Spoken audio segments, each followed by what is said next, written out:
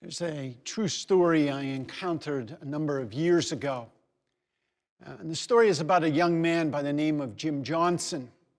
Jim worked for a large hotel chain. And he was sent to a particular hotel that was failing. It had many managers, but no one seemed to be able to set it on the right path. And Jim was sort of going to be the last person, and if he failed, the hotel would be closed. So as he started as the new manager, he decided to do something different than he had ever done before in the other hotels that he had managed. Each evening, as he brought in a close to his day at work at the hotel, he would get in his car and he'd drive up the hill behind the hotel to the top, and he'd sit there in his car for 20 minutes praying.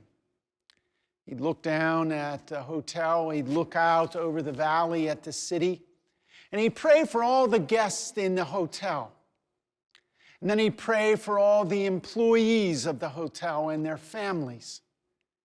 And then he would pray for all the vendors, the people that supplied the hotel with all kinds of things in order for it to run. And then finally, he prayed for the people in the city where the hotel was. He did this day in and day out. Every day before he left to go home, he'd drive up to the top of the hill and sit there for 20 minutes and say the same prayer.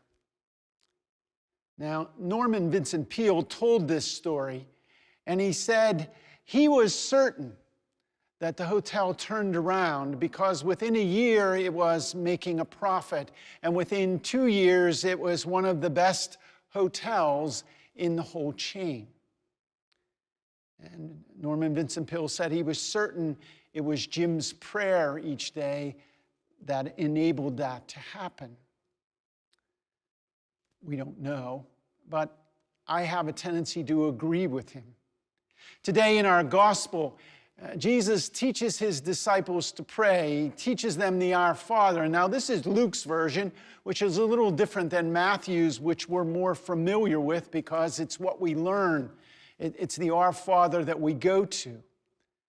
But in Luke's version, all the same elements are there of God's presence in our life.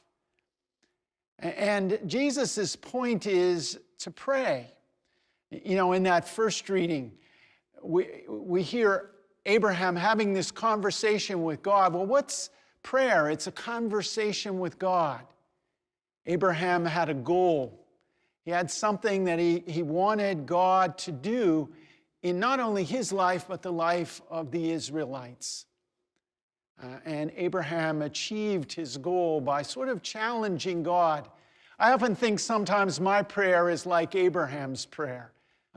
Trying to get to somewhere or something. But it's about conversation with God. We hear as the gospel opens today that Jesus himself is at prayer. What was he praying about? I don't know. Jesus sort of taught us to pray, to just put ourselves before God, put our needs, put what we're feeling, put what we experience in the world. And as he says at the end of the gospel, if we do this, God will be present. We'll receive, we'll seek, and we'll find. And so perhaps as we continue our journey through this summer, which maybe has some very wonderful moments of rest and relaxation, and maybe there are also some other struggling moments, that we never forget to pause for a moment and pray. Now, as a community of faith with confidence,